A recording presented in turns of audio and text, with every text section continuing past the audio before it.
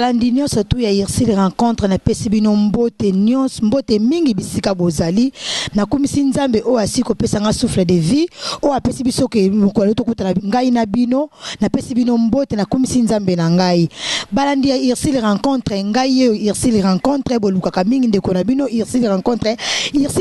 ezali nini Urcil rencontre ezali émission oyo epesa mina ndeko na bino ndenge na vandi Urcil kwilu na rencontre ba histoire oyo epesa ka pasi epesa ka esengo oyo esepesa ka bino na bandako na bino en tout cas na remercier mingi na visionnaire na ngai Serge Lutumba oyo azali réalisateur na ngai azali chef na ngai na pesi mbote mingi esika azali na pesi mbote mingi na madame na ye mama Nancy na pesi bango mbote na couple bango mobimba balandi ya Urcil rencontre lelo na memeli bino nini avant qu'elle a présenté invité na ngai na mpoko ya lelo na memeli bino Lisolo ya mama Pichu na Isa oyo azali mama oyo elinga Lisolo alobi mama Urcil rencontre na ndaka émission na yo il faut pesa nga lelo conseil lelo na memeli bino invité na ngai bino bokoyeba soka vandaka wapi soki kombo na ye nani yango lelo naza ko présenter bino ye alimbola kombo na ye soki kombo nani mbote mama oyi ko pesa biso kombo na yo pe nani pona bala nyonso batako na na émission ya mama Urcil rencontre ya mbote mama kombo na ngai Kadi navanda na São Paulo naza na Luanda nasalaka na salon de coiffure nasala makambo nyonso tu. Merci balandi ya Urcil rencontre bomoni mama Kadi abiki ya sala São Paulo eza la Luanda balandi nyonso bazako na Urcil rencontre avant na Luanda ana São Paulo soko za na maison na ye okukuta ya sala na salon na ye boko solola akopesa komo akopesa ba identité na ye nyonso tout la salon o azala kati ya Luanda akoluka bona mama Ladi azali aza invité na biso na mokolo ya lelo pona Urcil rencontre ye azana São Paulo mama Kadi azana posa sa kosala makamno surtout mama Kadi boyebi azana salon na ye makamno azana São Paulo ana kati ya Luanda mwana surtout ya Luanda ayebi São Paulo yango avant na émission na ngai il faut na remercier ba partenaire na nga o bazana Irlande bazana Belgique bazana France na pesi ba partenaire na ngai mbote lokola papa Pierre Diavanga papa na biso respect papa na nga Urcil rencontre aller la bino mabe bangonde ba partenaire bazo soutenir émission na biso de la vision ya visionnaire na biso papa Serge Lutumba na pesi moto la bibi tensiona bango bazana kati ya poto bazo soutenir biso na kati ya émission na biso Urcil rencontre na pesi mama bibi tensiona mbote ba gros bisous mama Urcil rencontre aller la bino mabe moi la bino yo soutenir na émission na losambo de makamuno to soutenir nga mama bibi tensiona nga na lela yino mabe mama nanga na pesi mbote la mado mikembo mama o azali confrère na nga o a soutenir nga na émission mama bikembo Urcil rencontre aller la yo mabe mama nanga ba gros bisous Siko Zali, maman, avec Nzambe Tokolonga, avec Dieu nous ferons des espoirs dans cette émission. Tokolonga, papa, maman Nangai, n'a pas ce gros bisous, maman Siko Zali. En tout cas, maman Kadi vraiment la CPL Ming, na invitation si qu'on répond dans la Katia Plateau, dans la émission, dans la Urcil rencontre. Maman Kadi peut-être ça qu'on a biso la émission na biso. Oh, ça la besoin, ça la Katia Luanda, ça la besoin à mona yo pour osala esuki, o bongi saye, o lati saye, ba ko so place São Paulo eza munene, ba ko so place maman Kadi Nangai. Merci maman na maloba oyo utukoloba nga sikoyo nga naza mwana São Paulo sala nanga eza apona kozwa nga eza pasite eza kaka ana wendi ya São Paulo toza a place bateka ba fresh liboso soko tuni kaka salon pingu doce bakolakisa yo ande za salon ya Kadi salon na sala makamunyo surtout na latisaka basi ya mabala na sala ka pepa pentia dunyo surtout obino bolingi obolukaka nga na sala yango merci balandi nyonso ya Urcil rencontre mama Kadi alobi ke pona kozwa ezali facile oyeka na wunda safa le kota Morex okomi na ping pong otuni sala mama Kadi eza wapi bakolakisa yo pe alatisaka ba marié asalaka nyonso po na Urcil rencontre esala bino kitoko pe elengi okuta mama Ladi avant la émission nanga il faut mama Ladi apesa contact na numéro na ye o bato balinga bazwa po babenga e facilement bakuta ye moko mama Ladi. Bon, numéro de téléphone est 939 84 69 69. Le numéro de téléphone est 939 84 69 69 Nasuka. Merci balanda ici rencontre bino moko bozwi numéro ya mama Kadi pour mama Kadi moi si moko bino momoni kitoko pe Elengi le ko la émission ya Urcil rencontre yenenge soko luki okozwa facilement obiki mama Urcil rencontre kozwa yenenge ni apesi numéro na ye moko aza clair ala tsaka ba marié asala ka makamunyo surtout za na kati ya salon mama Kadi pour o esala batu kitoko pe Elengi balandi ya Urcil rencontre ndenge na lobaki lelo ezali émission ya mama Pichuna is balandi ya Urcil rencontre na moni vraiment na moni ke bozala na Urcil na bino en tout cas na moni vraiment ndenge bopesi ba conseil ndenge bolobi na moni mso ba félicitations en tout cas merci boza tellement trop na remercier bino mingi na ba conseil bozo pesanga ndenge bozo soutenir nga spirituellement moralement physiquement en tout cas merci nzambe azwa lokumu na pokwa lelo balandi ya Urcil rencontre na memeli bino Lisolo oyo ya mama Pichuna Isa mama oyo azali mwasi moko malamu na mokili bande kwa Urcil rencontre ezali pasi mama elinga Lisolo alobi Urcil rencontre na sala nini kozwa baninga na kati na église eza mabe ou ezali malamu ngala lobi ezali mabe te ezali malamu pete na yebite ngala sala ka émission nga mon côté na sala ka émission na bino ba téléspectateurs o bolanda ka Urcil rencontre yango la moni lelo na eli bino émission ya mama Pichuna Isa mama Pichuna azali mwasi oyo azali mwasi o assemble na église songolo mwasi wana alobi ke mama azalaki na voyage na ye mobali na ye azalaki na Pont Noire mama Isa la di aye kokoma na mboka Brazzaville balandi ya Urcil rencontre bokota la banda kubona histoire oyo mama Isa la di mobali na ye aye kobenga ye alobi ndenge ezali awa il faut na Pont Noire avant que ne Pont Noire faut le kala mboka o babengi Brazzaville balandi ya Urcil rencontre mama Isa akomi na Brazzaville taka akomi na Brazzaville alobi na kovanda sika ba songolo pakalate il faut na vana na église na ngai mama akeko vana pa bandeko na ye na église po Yesu alobaki ete babiki bandeko na baza o baza na kati na ecclesia yango ba azwa vina ye mobimba mikaba na losambo azwa vina ye minga pese pa nzambe akomi na église balanda Urcil rencontre tanga akomi kovanda wana po mikolo na ekoka ba séjour na ye akende mboka Pont Noire aye kokuta na mwana mwasi moko Faute o azalaki ndeko na ye na kati na ecclesia bakomi kovanda nzamba sungi bango balanda Urcil rencontre mobali na ye kotindela ye mbongo po akende Pont Noire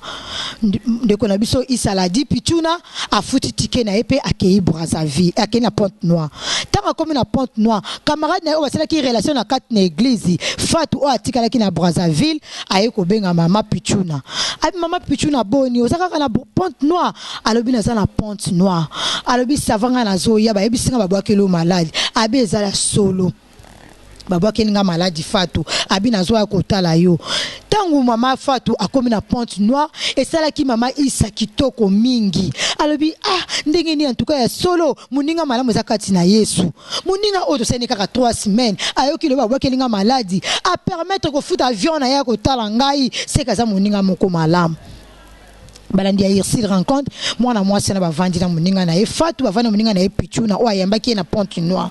kovana bavandi Pichuna zaki na telefone te balandi ya Urcil rencontre tango Pichuna zaki na telefone te Pichuna mobile na ye kuna tango akomi kuna mobile na ye baboyani o abengisa kai na Pont Noire Pichuna akomi ko vivre na mobile moko dodo tango ko vivre na dodo wana dodo alobi babwaki lo maladi siko na kosala ndenge ni pona région ezo sala pasi peut-être na la posa na tinde la mbongo osoma bakisi na ko yo ndenge nini telefone ezati balandi ya Urcil rencontre camarade na ye wana Fatou autaki Brazzaville apaveni ko welela o te pesa zo numéro na ngai so lokwa na za mikolo oyo soko bengi nga na ko na zo limbongo to somba kisi alobi ça va ezali idée moko malamu ale Fatou pe asu numéro pesa pa ya dodo bandi ya Urcil rencontre nzokande Pichuna yebi kake dodo akobenga epa ya Fatou dodo na Fatou bakoma kobenga manandenge nango ezali pasi bandi kwa Urcil rencontre bandi ko benga na kuna soki mundinga Pichuna tuni ye alobi dodo abengi te Fatou abengi te nzoka na bakoma kokuta na bango mibale ti mikuba séjour oyo ya Fatou kokaki azonga voyage balanda Urcil rencontre Fatou azongi azongi Brazzaville eleki 2 jours 3 jours dodo aye et pas moi sina ye Pichuna alobi Pichuna nga la lingite yo tambura na Fatou boye na boye abina ndenge nini osa camarade nga okutinga na ye abinga na yebiso bona sa mobali nga na yebitina oyebitina ça va balanda Urcil rencontre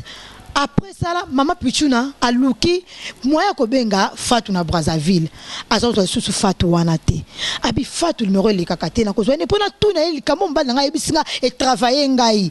azwa ka ete balanda Urcil rencontre. Après ça eleki mikolo eleki ba ina nepe muninga pa biki na maladie akomi na epe bien ayeko vana ayeko ta coup de fil tanga coup de fil abi oka allo wana nani ongai mama Faute Faute kenda wapi ote nazala ngai nazoya ko fete kuna na Pointe Noire na yo na bana alobi sava nazozela yo atalaki moye atuna yeke ni makambo wana musika albi na kotuna na musika te nga nazali mutu wa mayele soki ayena kotuna awa kaka le même jour wana Faute azwa ki avion akomi na Pointe Noire tanga akomi na Pointe Noire balanda Urcil rencontre tanga akomi na Pointe Noire bayambela mpe basolo ndenge nini parci pala ma voyage le kindenge nini apete voyage le kitoko bavandi balanda Urcil rencontre mama Pichuna azalaki na muninga na ye moko akoma kovana na ndaku na ye tanga muninga na ye pe amoni pe muninga na ye Faute a présenter alobi camarade na ngai Fatou auti Brazzaville camarade na ngai spraya to vanda kana ye awa alobi ya solo bavandi bande Urcil bavandi 2 jours 3 jours Fatou akomi ba pile na spraya oyo akutaki na kati ya ndako ya muninga bakomi ko venger contre kolo ndaku bakomi ko tonga lokola mama Pichuna bazo kipete azotalaka ndenge nini ba camarade na sangisi bakomi contre ngai bana Urcil rencontre abi eza passe azo kipe na été et ko leka 2 jours 3 jours mama Pichuna azwaki mobali moko akoma ko supporter ye afutela ndako azotangisa bana na ye azo kipe na makambo nyonso bana Urcil rencontre. Après ça tant mobali wana ye après tu ol susu nani na yebi ozana camarade moko spraya et bongo ol susu nani alabite o camarade nanga auti Brazzaville tozala kana e awa tozala na Brazzaville na ye ko fete na bana après ça akozonga na Brazza bavandi pa présenter muninga na mobali na ngai boy na boy tanga présenter après abi ça va na tiki bino na kena ko sukola sima na koya to vana to solo mobali patini masanga ndenge zala kaya mi muninga mwasi na ye auta ki Brazzaville tanga zo kota balanda Urcil rencontre moi c'est auti ko sukola mama biso Pichuna auti ko sukola tanga koti na ndaku amoni bango suspect ndenga mona ki bango amoni bango ndete moi c'est maman azonge sika zala kabi ça c'est quoi ça makambo na zo mona eza humour ou bien ça réalité bon so ngane bo salaki bana exika moi c'est na so ngane abi maman ko Pichuna lobi na mobali oza malamu te ndenge ni mobali ote limisa ngai camarade na ngai zela solo libana camarade nga benginga e bon na zo na explique makambo wana balanda Urcil rencontre mobali ko kima na so kima ki yango wana po amona ki bango suspect ale moi si malama ko komi mobali mo linginga abi okolala awa te lokolo za muninga mabe ngana yamba ki yo na pesi makamado de raison lokolo za zalaka na ngana preuve te makamado de yebisaka nga na sanfutaka nango mais lelo na confirmer oza muninga mabe ngana yambi ko fetela bana osalinga bavantina mobali na ngai bima na ndaku na ngai balanda Urcil rencontre sans oublier que moi si wana Fatou tanga yaki bakoma ko vivre na papa lopango ya Pichuna bakoma ko vivre na ye ya lobi ye kana lupango nanga kaka yo osofuna papa lupango nanga kaka yo obetanga coup d'état na dodo kaka yo sino mobali ozo supporter nga okomisino makambo bima na ndaku na ngai balanda Urcil rencontre moi si wana Fatou ayiki ko kende abimi tango abimi nde kwa tikali alobi nzambe na ngai garantie na ngai komi na suka mobali fa renouveler nga garantie nzambe makambo ekomi nga boye ndenge nini na ko suka ndenge nini vraiment ayi ko vendre après 2 jours nzoka nde balanda Urcil rencontre kolela mwasi kolela ndoki mwana mwasi wana akei ko benga papa lopangu ya Pichuna alobi ke lokola Pichuna bengani nga na ndaku nga na ko vivre na yo nga na lingi na kota na ndaku oyo Pichuna zo vivre to zalanga na yo bimisa na ndaku balanda Urcil rencontre ezali pasi bolamu ezali ngambo quelque part yango ba français ba trop troncuillon mwana mwasi wana akena ko sala muninga na Pichuna makambu bande ko Urcil rencontre Pichuna avanda linga bima ayoki papa lopango na ya bengiye alobi mama ndenge ezali garantie na loko etika na 2 semaines et si la bima libérer ndaku oyo okovana lisusu ate abi papa na va soit point okovana lisusu ate abi nazo renouveler garantie abi na boy oko renouveler sous garantie na lopango na ngate luka mbongo ngo renouveler garantie kene ko pesa place mususu lopango na ngala lingi so vanda awate balandi Urcil rencontre epesi pasi epesi na mawa alobi na kosuka ndenge nini mobala boyi ngai na kosuka ndenge nini na kokende wapi mobala salinga bavanti ndaku yango babimisi ngai na kosuka ndenge nini mama Urcil Raconte tala likambu oyo na sala nini na boma camarade wana kota bonganga na boma ye ubeso na boma mobali ube na sala nini. Madame Urcil Raconte alobi azo c'est la conseil na bino bo pese bo soutenir ina ba conseil asala ni na minute azo c'est la coup de fil na bino bo benga ye to bo komela na Facebook asala nini dans 2 semaines garantie aussi là mobala boye camarade eko détruire ezali pasi to ezali esengo ko izala na kati na Yesu ko yeba Muninga malamu ya yambaki ye po yebaki za kati na Yesu melo eko trahir ye asala nini akokena bana wapi asala mobali te asala mbongo garantie te yango bana Urcil Raconte émission na sala kangonga yi mon côté na sala kangona bino yango alobi ke asala posa ba conseil na bino yango moninga lelo benga ki mama Kadi en tant que maman apesa conseil na ye na likambu oyo o Muninga pichu na akuta na ngopo ayamba ki Muninga mwasi abomba ke na ndaku Muninga mwasi alukele ba problème yango na ke avant na so conseil na bino na kutana ki na mama na ngai mama Liliane motema papa Renate apesa ki conseil en tant que maman na sengi na régie et balancer émission na tant que na maman o na kutana ki mama Lili o azana kanta 100 pour la kanga 100 pour na kati na Luanda awa mama Lili motema papa Renate yende apesa ki biso conseil en tant que maman yango na sengi na régie a balancer biso élément o école mama Lili na sepeli ndenge oye kotu na ngali kamboyo ya conseil selon ba camarade ndenge etamboleli ya bato na kati ya société. Bon, on a ngai nazo se présenter na liboso comme na nga mama Lili naza mwasi ya papa René naza mama ya bana 4 natumisi nzambe vraiment mpona ba conseil oyo biso tozopesa soki conseil oyo bozozwa yango koaplike yango lisusu tokozala mpe kitoko mpo nini mpo eza très intéressant ke ntango biso bamama tozokoteya bana ifo basalela mpe oyo biso tozoteya bango makambo etali bacamarade oyo mwana mwasi wana asali na moninga na ye kodétruire moninga asali bien te bon tokojuge ye mingi te mpo anini mpo aza motu moko toyebi état d'âme na ye te eza na bato mosusu komona aza nanu mutu nyama mpo mutu soki aza mutu nyama akoraisonne ka lokola nyama likambo oyo bino boolakisa ya malamu yazomona yango ya mabe mais importance oyo nga nazopesa na bana basi na bamama ntango yo ozovanda na camarade zala mwasi ya priere po soki oza mwasi ya mabondeli okoyeba mwasi nini oyo okoki kotambola na ye camarade nini oyo okoki kotambola na ye bakamarade ebele vi na bango eza nini kobebisa bavi ya baninga soki amoi moninga aza na mwa vi ya bien mposa na ye ezaki adétruire ye bon likambo mosusu nalinga naloba boye yo okoki kofana na camarade okanisi ke camarade oyo alingaka ngai na sa motema kuna oyebi te biso selon mateyi ya bible ndenge eyebisi biso elobi boye le cœur de l'homme est tortueux mutu moko takoki koyeba oyo ezali na se ya motema ya mutu azali te yango wana ntango nazozwa camarade namoni ke motema na nga esepeli na camarade oyo avant nayebisa yo makambo na nga avant nayebisa yo babesoin na nga oyo ezalaka na sa motema na ngai ifo natuna nano nzambe yango nomonaka mingimingi oyo bato momolangi mpo bafana na mutu wana ifo ayeba état d'âme si eza très important eza très intéressant tambe kwa nini mpo mutu avant nafanda na yo nayebisa oyo eza na motema na ngai ifo ozala mutu oyo nzambe arevele nga ke oza bien nde na koyebisa makambo wana nde camarade mais camarade boye oye tokutani kaka na prière tokutani 2 jours 3 jours 3 semaines na bandi oyebisa yo oyo nyonso naza nango mposa nazwi yo natie yo na kati ya ndako en tout cas vraiment eza mpasi mpo na nga nakoki kosala yango te soki lelo oza na mposa camarade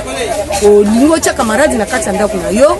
yebana na bizaleli na ye toboyi te kosalisa mutu eza mabe te okoki kosalisa mutu mais en distance otya ye pembeni na yo eza mwa mpasi mingi ozopesa bana basi conseil mingi bazala na mitema malamu oye moninga azwi yo atie na ndako okomobima na mobali na ye okomi kosala boye oye mpo na kodétruire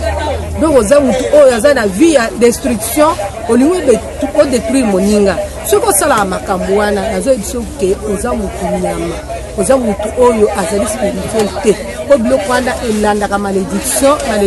la première génération jusqu'à 4e génération. Faut koyeba nzambe mpona kotambola malamu soki moninga asalisi yo pe luka ozongisa bolamu na kati ya moto po bolamu wana ekozongela ntina bana na yo ekozongela yo ntina génération na yo nyonso kozala nango po anini mpo osali malamu mais soki osali mabe yebaki mabe wana mpe ekozongela yo lisusu bana banyonso nazalaki nango yango wana mpona kopesa réponse ya conseil mpona bajeune fille mpona bamama surtout oyo mitu esalaka bien te en tout cas bozalaka na bomoko yokokutana na mboka oyo bozobenga nango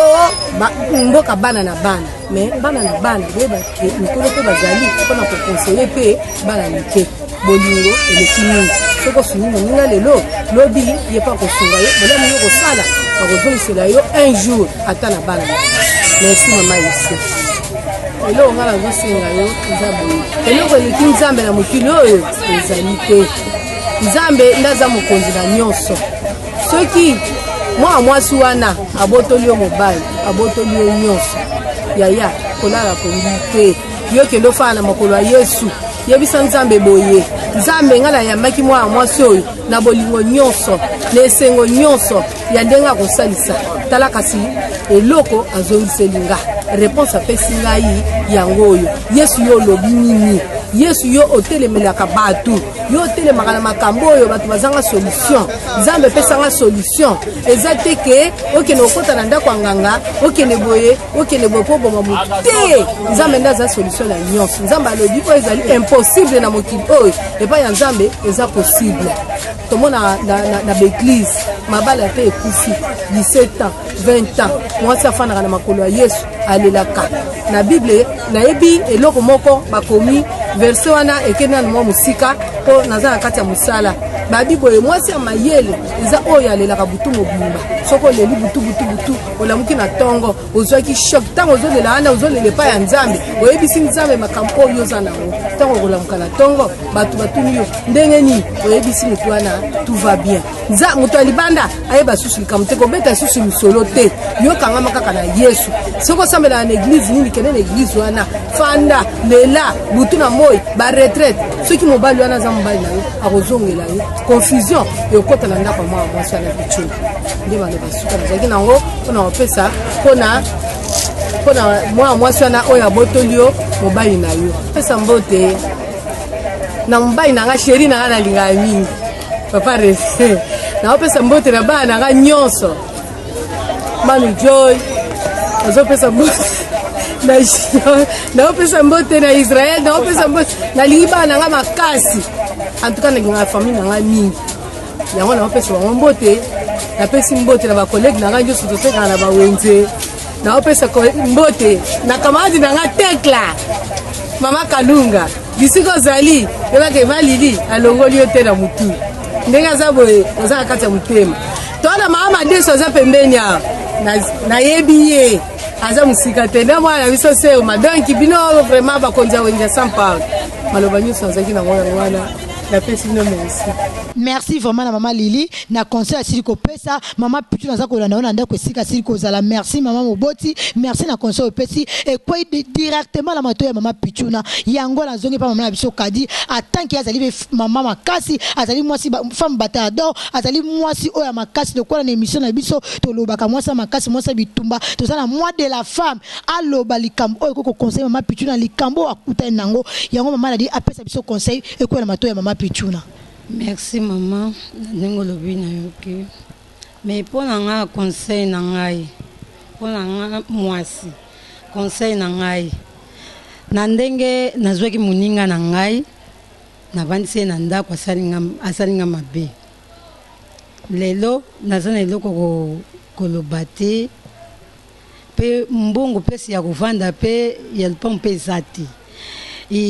mpo na nga en tout cas bazongisaka mabe epa moninga te mpo na ngai bandeko na ngai nga Pichuna alimbisa ye mais mpo na bandeko oyo baza kosala makambo boti kosala makambo eza bien te mpo lelo mwana mwasi Pichuna koyeli likambo oyo ekokwela mpe yo ndeko na ngai okozunga kosalisa makambo te bandeko na ngai. En tout cas nayebi te mpona bandeko mpe baza pembeni na biso so basala makambo bazongela kosala yango botika.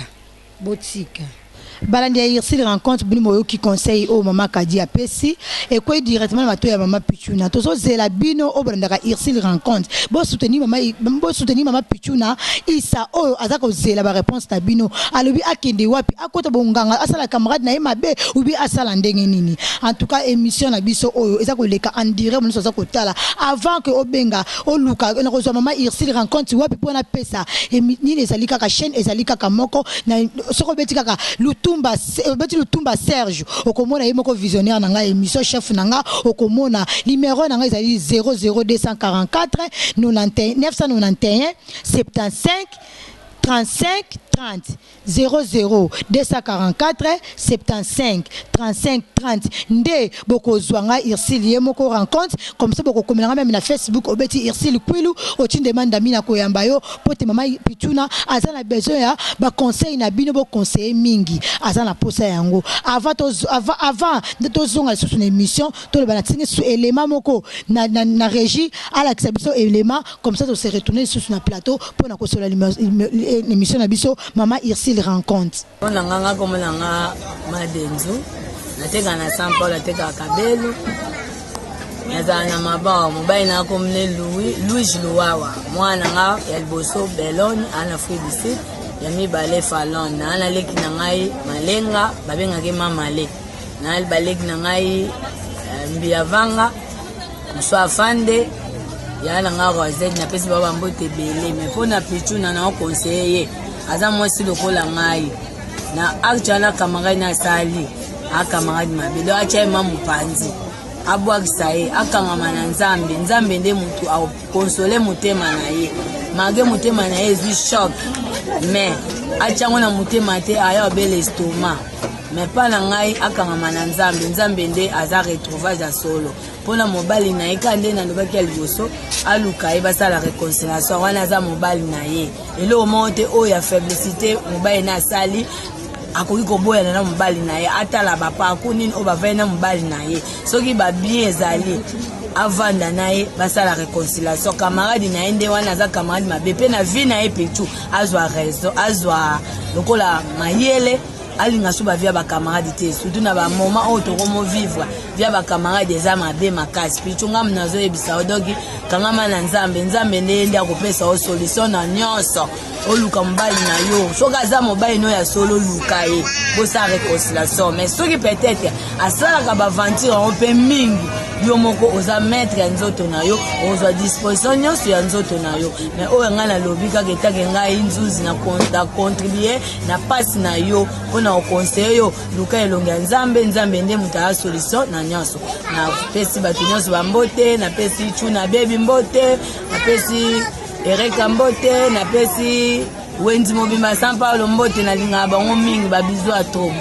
Merci vraiment la régie aussi pour l'acceptation élément oyo Tosala kinango vraiment merci na maman nous a répondu ki biso en ba conseil maman Pichuna zolo anda bino directement na ba conseil aussi ko pesa ye en tout cas merci ngai maman Urcil rencontre na si côté ba fille o batali ko sala makambo aboye balandi Urcil rencontre ezali pasi Muninga mwasi abengi siyo ozala ndaku na ye osala aventure liboso tunyo te ami bale ko tuna ye sikoyo pona biso to kende wapi to kima wapi okena mokili okutana ba problème ozongi na église okutana ba problème siko banda Urcil rencontre to kende wapi to suka wapi ba basi batali ko sala ba problème abo ezali malamu te ezali kitoko te po ndenge ezali juste nzamba ezali po ndenge ezali batali ko sala makambo okosuka po ezali génération c'est la première génération tina quatrième génération yo moni ke lo sali Muninga mabe mais nzambe ya lola nzambe ya konde nzambe wa lilobe sika maman Urcil asambelaka nzambe wana akokata likambo na sembo po ya lobi aza les vrais juste juge o akataka likambo na sembo bana basi bazosala makambo boy nzambe akofuta bino mabe nzambe akokota likambo mama Pichuna zala na kimia okoyoka ba réponse okoyoka bato bako répondre mama Pichuna nzamba lola afungoli lola pona yo o bazosala makambo boy bakosuka yango balanda Urcil rencontre nyoso zoko mato ya mama Pichuna na ona Urcil rencontre en tout cas na zalimi ko présenter bino boza ko mona ke ma Urcil rencontre azala ka basema ki akaye wapi ngala zali ambo saka nga basil ezaka ka yemo Kitoko mokonzo akanga San Paulo Rosa Rosalina o azali mwasi o ataka basili tatouage makambo nyonso tu Rosa oboyo kake Rosa basili Rosa pistana ngai yo na kata wanga San Paulo la du banco beni ngai yo na tanga na kangi masola basili donc wenze mo limanandaka ngamoko donc obuka na route wana fête anniversaire wana mariage lukanga numéro nanga 938 56 65 11 Rosita bébé la rate à San Paul donc on a bien kangi masolo qui à San Paul pointi coin partout donc babo ya ba samba on a ba pinaki ezabo so eko ta mesh na za côté pe à plante na za côté tatouage ko buka na route te babo ya ba samba donc lelo ce que on a fait na yo benga numéro na répétons le sous 948 56 65 11 Rosita bébé Tosala na mwana nga planedi tangu mwana nga undela ko sangana te ebandi na manzaka ti likolo kwa zate me na présenter bino ye mais Tosala na eso na zate yende mutaza kacha tan lelo lobi te nga azala na mboko tino tika mwana nga planedi tangu yena yende mutaza suko kanga masolo fade donc obuka na kute donc toi na kata San Paulo tozaka ala sande tango kaka Rosita bébé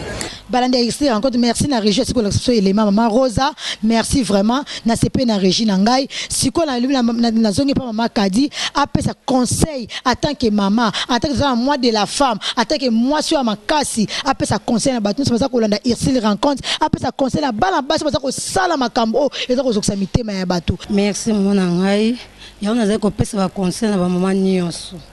na ba mama nyonso basala makambo obotika kosala ngo makambo eza bien te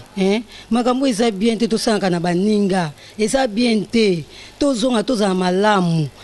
ba mama na ngai bino boza ba mama to bengi ba mama tozana journal de la femme botosa botika makambo wana botika makambo mabe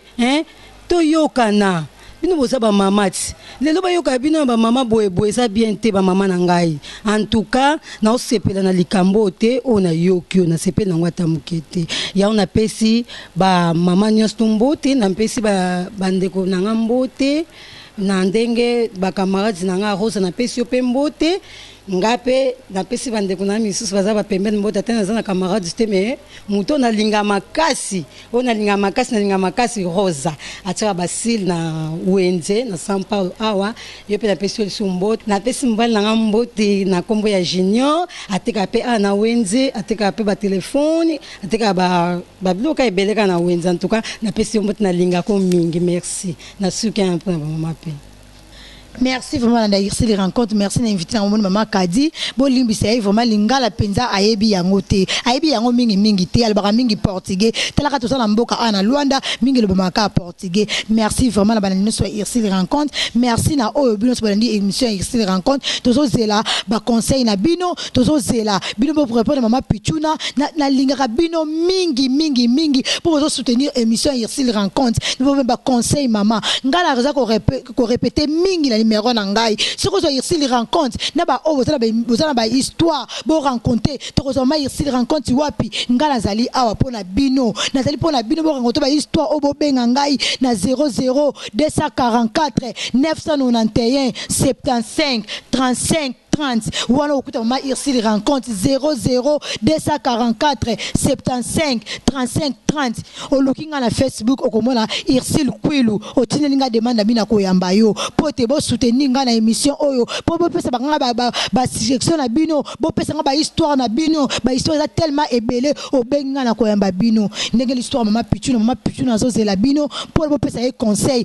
na bino ndeko sala e kitoko pe elengi na pesi mbote mingi na ba confort na ngai bibi Tantoni mama Mando Bikembo na pesi na Nancy ye moko leader ba mama ba biende nzambe motema ya papa Serge Lutumba yende mama na biso soki oluki makamlo so okokuta ka ye moko leader mukonza ba mama na pesi wa gros bisous Urcil Kwilu alela yo mabe Urcil rencontre alela yo en tout cas banda Urcil rencontre comme la sous émission na biso en tout cas merci vraiment na remercier ming équipe technique nanga mingi vraiment les visionnaires na biso o papa na biso Serge Lutumba en tout cas yende nzambe